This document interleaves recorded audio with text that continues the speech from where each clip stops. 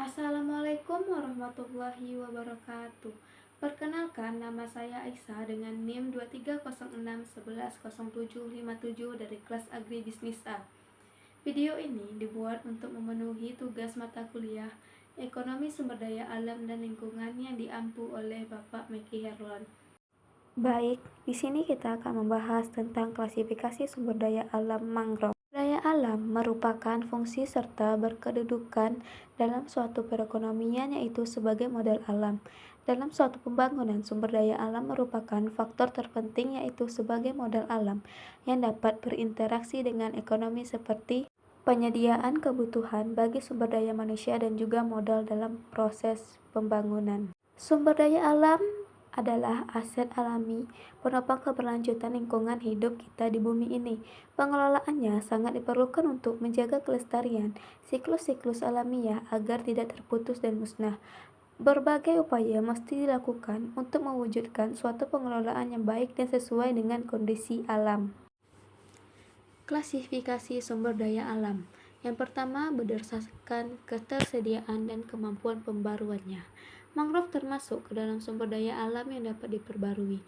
Meski demikian, kemampuannya untuk beregenerasi sangat tergantung pada kondisi lingkungan seperti salinitas air, substrat tanah, dan intervensi manusia. Jika rusak parah atau ditebang secara masif, regenerasinya bisa sangat lambat atau bahkan gagal. Yang kedua, berdasarkan kepemilikan dan aksesibilitas. Hutan mangrove umumnya merupakan milik negara atau milik umum yang dikelola oleh pemerintah daerah atau pusat. Namun, dalam beberapa komunitas pesisir, mangrove juga dianggap sebagai sumber daya milik bersama yang dijaga secara adat. Ketika akses terbuka tanpa pengawasan, seringkali terjadi eksploitasi berlebihan. Yang ketiga, berdasarkan pemanfaatan ekonomi. Mangrove menyediakan berbagai produk langsung dan tidak langsung. Berdasarkan produk langsung yaitu kayu bakar, arang, madu, dan hasil perikanan. Dan produk tidak langsung yaitu jasa ekosistem seperti perlindungan pantai, pengendalian banjir, penyimpanan karbon, dan nilai estetika atau ekowisata. Yang keempat, berdasarkan sifat fisik. Mangrove dapat dikategorikan sebagai sumber daya hayati atau biotik dan energi, menyediakan ruang habitat bagi banyak biota laut dan darat. Selain itu, kemampuannya dalam menyerap emisi karbon menjadikannya komponen penting dalam strategi mitigasi perubahan iklim.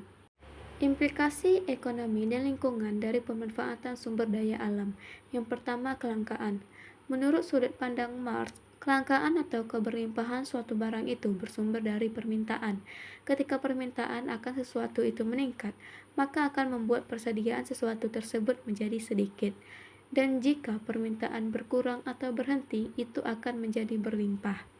Yang kedua, ada daya dukung. Pengertian daya dukung lingkungan carrying capacity dalam konteks ekologi adalah jumlah populasi atau komunitas yang dapat didukung oleh sumber daya dan jasa yang tersedia dalam ekosistem tersebut. Faktor yang mempengaruhi keterbatasan ekosistem untuk mendukung kehidupan adalah faktor jumlah sumber daya yang tersedia, jumlah populasi, dan pola konsumsinya. Berdasarkan studi kasus di Desa Bedono merupakan salah satu wilayah di pesisir Kabupaten Demak yang telah mengalami abrasi hebat selama 2 dekade terakhir. Sebagian besar lahan produktif, tambak, dan permukiman hilang akibat terjangan air laut. Namun, masyarakat Desa Bedono tidak tinggal diam. Mereka bersama organisasi lokal dan pemerintah daerah mulai melakukan upaya konservasi dan rehabilitas mangrove. Program yang dilaksanakan meliputi penanaman risopora secara masif, pembangunan jembatan edukasi, dan pengembangan wisata mangrove berbasis masyarakat. Kegiatan ini telah berhasil mengembangkan sebagian fungsi ekologis kawasan, mengurangi abrasi, dan membuka peluang ekonomi baru melalui ekowisata. Kesimpulan dari materi ini yaitu sumber daya alam merupakan aset penting bagi kelangsungan hidup manusia dan keberlanjutan lingkungan.